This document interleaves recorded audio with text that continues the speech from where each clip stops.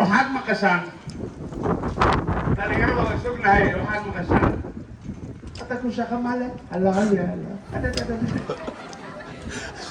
ogahay la dhegeysataan waa xaqiiq jirta wey laakiin ogaada calaf baa la cunaa dhalinyaro haddaad ku taagnaataan dhabaha aad ku taagantihiin haddaad waxbarashadiinna iyo macallimiintiinood maqashaan iyo waalidkiinood maqashaan iyo ilaahayood adeecdaan iyo klinkaas aad ahaataan oo focus aad ahaataan oo aad jaamacaddiinna sii aadaan I can guarantee you fariin baan idinkaga wadaa shirkado waaweyn oo saaka halkan inaan joogo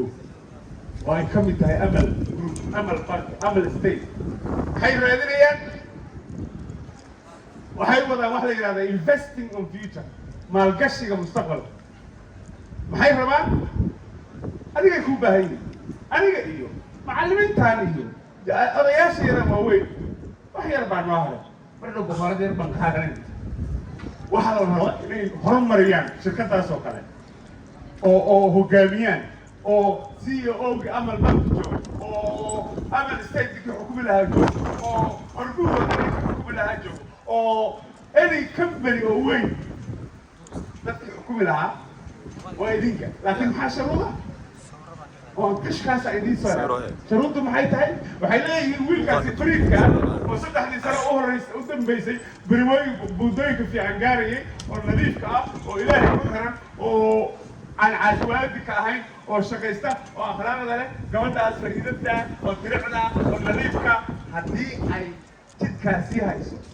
waa qofka aan u baahannahay inaan shaqada siino macna ma samaynayso gobolka uu ka yimid